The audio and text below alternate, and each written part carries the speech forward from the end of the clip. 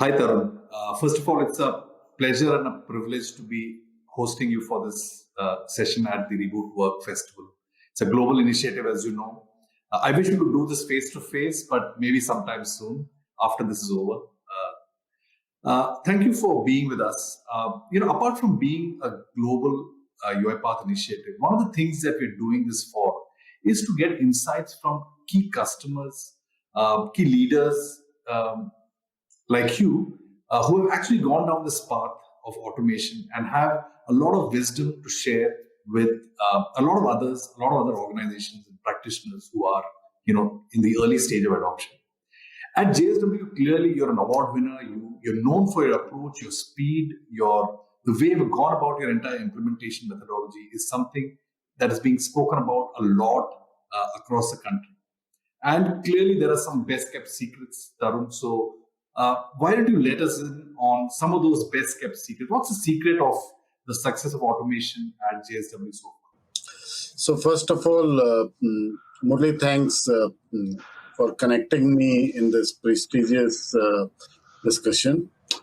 First of all, I would like to say that people who are connected with you are too kind enough that they talk so positive about me and JSW. But yes, the success depends on not only one person, but yes, the team, the partner who are involved, and the product which is being used. See, there are different parameters which need to be considered. And Right. I believe it is about in-house alignment and awareness, first of Right. all. Okay. If your organization, your people are connected and aware about the vision and the benefit, what is in it for them as an individual, then the contribution is nothing less than 100%. That's Then again, it's about change management and better project planning. right. The stakeholders who are involved, whether internal, external, and as I talk about implementation partner, product company, if there is a proper coordination between all of them and it is being tightly governed in a structured way, definitely the results come out to be positive, which we have seen in case of JSW. Okay, thanks, Tarun. That's a lot to process. Amazing insight, a great amount of learning. But let me also, put in this point, right? I mean, we see a lot of approaches to automation. A lot of customers have different points of view. A lot of them look at a top-down approach as the best way to initiate enterprise-wide automation. A lot of others would like to go the baby step way, take a few processes, get them to be successful, and then scale enterprise-wide. And then there are those, and I know you have told me this before offline, that you believe that the COE-led approach is the best way to go as far as scaling automation enterprise-wide in an organization. So why is centralizing automation so important and so critical to success as per your experience, Tarun? Sure. So Murli, definitely you have picked a right question. The question comes when we were implementing RPA, there was an option whether we want to have a structured COE or do we want to go ahead with the normal bits and pieces automation and get a efficiency or benefit out of it. As an individual, I believe automation is not one step, it's a journey. And when you plan a journey, you have to plan a end vision. Because what we have seen, sometime organizations start quick with few automation initiative, but later after 6 months or a year, when they walk on that specific journey, they observe that the changes which they have done or automation part they have done is now not that relevant because something else they are doing it.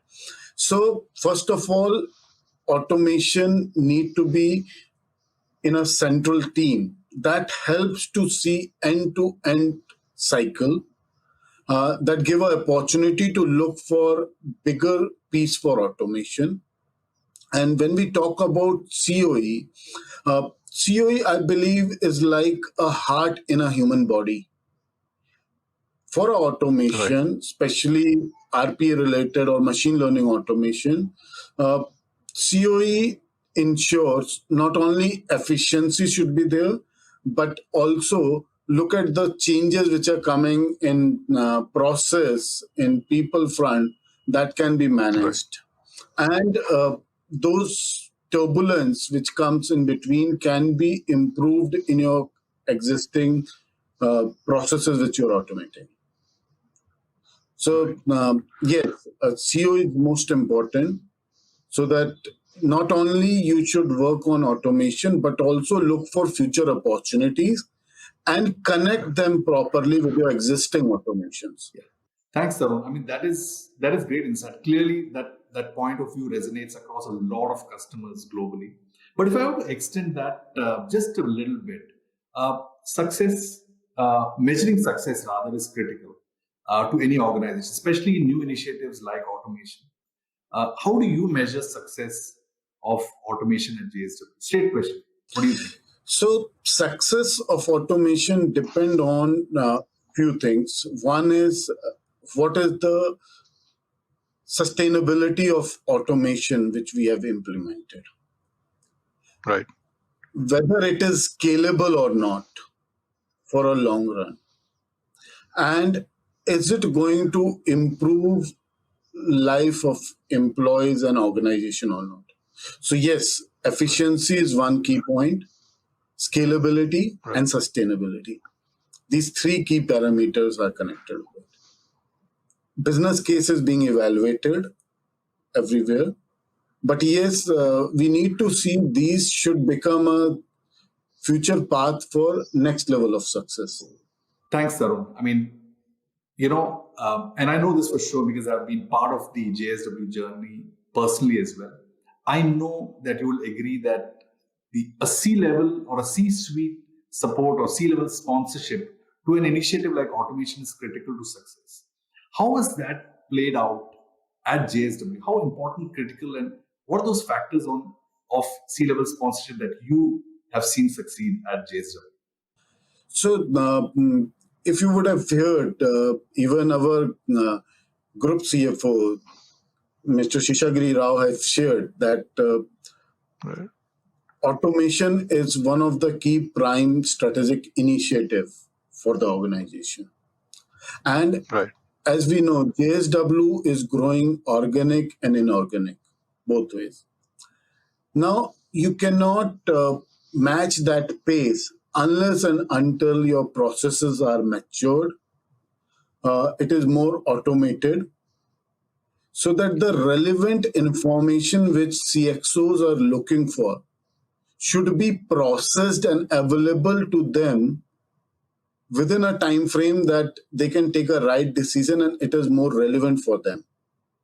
So yes, we are working toward automation, and we are banging big time on automation. Thanks, Tarun. Let me change gears just a little bit.